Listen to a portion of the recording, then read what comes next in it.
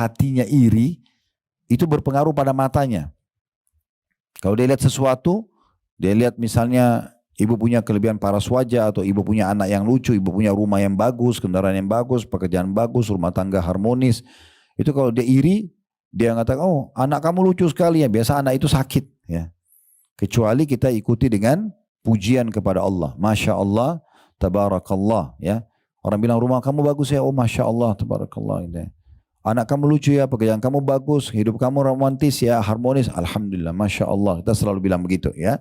Supaya tidak kena ain. Dan hati-hati dengan ain ya. Terutama orang yang suka ya beraktif di medsos ini. Sedikit-sedikit status, sedikit-sedikit ya ini dan itu. Beda orang kalau berdagang.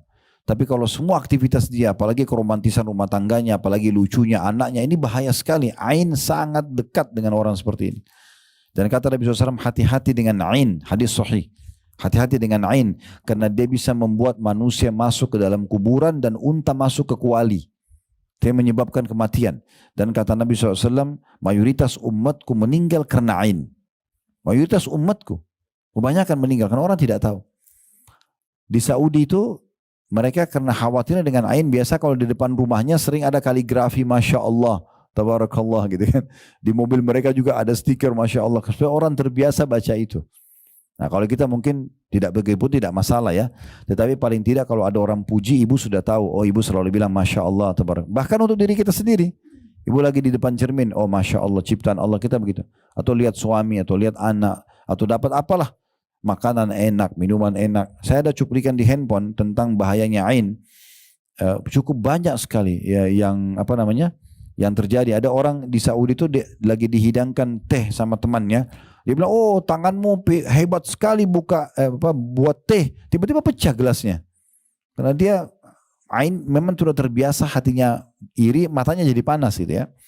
Nah kadang-kadang ada orang tidak faham kalau ain itu sudah ada obatnya dalam Islam. Sebelum kena kita selalu memuji Allah. Baca zikir pagi petang, baca doa kalau keluar rumah, kalau dipuji bilang Masya Allah, tabarakallah gitu ya. Juga kalau sudah kena nanti ada caranya dengan ruqyah syariah. Ini nanti di pertemuan kedua kita akan lanjutkan tentang bahasan ruqyah syariah. Karena ini satu poin ini tidak bisa satu kali pertemuan. Bahas dukun, jin, peramal, penyamun ini nggak selesai-selesai. Ya, biar 3 hari 3 malam pasti akan terus. Karena contohnya terlalu banyak ya yang terjadi dan keburukannya terlalu besar gitu. Saya ulangi kata penulis di poin pertama, pergi ke tukang sihir, dukun atau tukang peramal yang untuk menyembuhkan suatu penyakit atau serangan ain atau melepaskan pengaruh sihir ya. Misalnya ada orang disihir lalu dia ke dukun juga supaya dilepaskan oleh sihir. Oleh sihir ini nggak boleh. Pengobatan sihir dengan sihir nggak boleh ya. Atau mencari pekerjaan. Kalau kita tambahkan mungkin dengan menebak masa depan, garis tangan, jodoh, ini semua nggak ada dalam Islam. Ya, meramal-ramal ya, termasuk nggak boleh percaya dengan ramalan bintang. Ya, ini kan tradisi kita dari kecil. Kamu bintangnya apa? Sagittarius, saya Taurus, ini Gemini, itu nggak usah. Semua itu dewa-dewanya orang-orang di Yunani dulu, masa dulu. Akhirnya di situ apa isinya? Kan tebak kan jodohnya, warna kesukaannya, nasibnya. Jadi itu pelan-pelan hapusin udah, nggak usah ada. Ya, nggak ada semua itu. Dalam Islam itu tidak ada. Rasulullah SAW telah memperingatkan dengan keras agar tidak mendatangi mereka. Sebagaimana sabda beliau di dalam hadis yang diriwayatkan oleh penyusun Sunan 4. Itu ada di halaman 3 ya, dalam kurung. Sunan 4 maksudnya Sunan Nabi Dawud, Tirmidzi, Ibnu Majah dan An-Nasai. Ini dikenal dengan 4 pemilik sunan.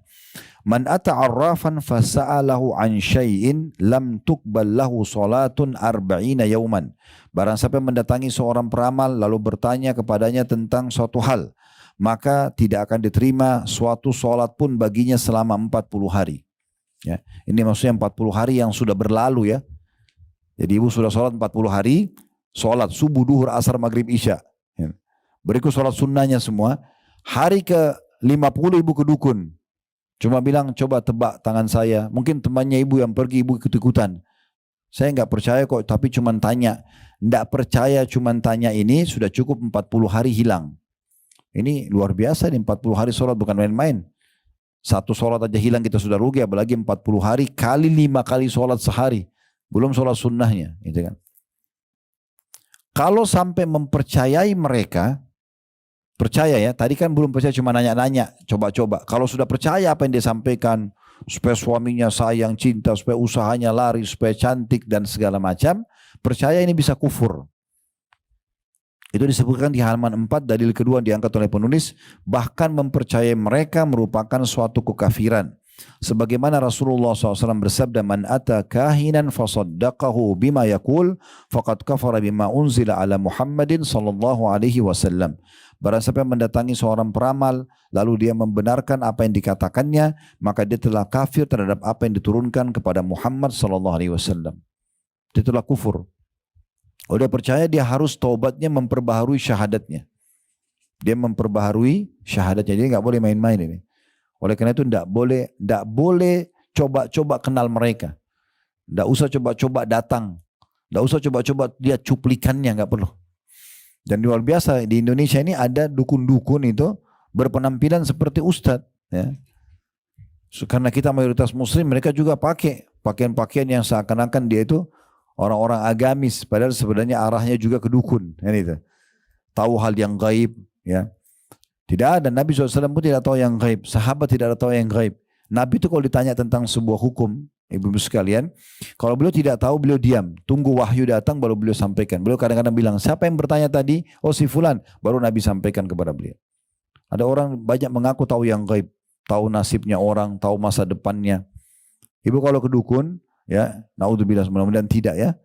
Itu dia sudah meletakkan banyak syaitan-syaitan di sekitar tempat prakteknya. Nanti syaitan-syaitan itu akan koordinasi sama korin kita. Pernah dengar korin ya? Manusia itu semua ada pendamping dari malaikat yang selalu mengingatkan kebaikan, ada pendamping dari syaitan yang mengajak pada keburukan. Ya, itu ada korin. Nanti dia akan koordinasi sama korin. Ini orang masalahnya apa? Misalnya ada masalah rumah tangganya. Nanti si syaitan ini akan melapor sama dukunnya. Begitu ketemu dukunnya bilang, oh kamu ada masalah rumah tanggamu ya. Kamu ada masalah gini-gini. Laporan dari jinnya, syaitannya yang kerjasama sama korin. Ya, itu ada itu. Oleh karena itu tidak perlu mereka sama sekali. Kalau ada yang pernah ke sana, mohon ampun segera kepada Allah. Lebih aman syahadat kembali ya. Kalau sampai mempercayai, karena kalau mempercayai kan bisa kufur ya. Sehingga kita bersih dan murni dari itu semuanya. Insya Allah hati kita akan lebih tenang tanpa dukun-dukun ini. Rumah kita akan lebih ceria. Usaha kita akan lebih sukses tanpa semua itu. Tanpa semua itu. Insya Allah akan berjalan dengan baik. Nah ini jadi gambaran tentang masalah doa tadi. Panjang lebar juga dengan masalah larangan untuk korelasinya dengan masalah bahasan dukun ini. Dan biasanya dukun-dukun ini punya banyak ciri-ciri. Ya. Nanti akan insya Allah panjang lebar kita bahas pada pertemuan akan datang. Berikut juga dengan tata cara pengobatan syar'i berhubungan dengan masalah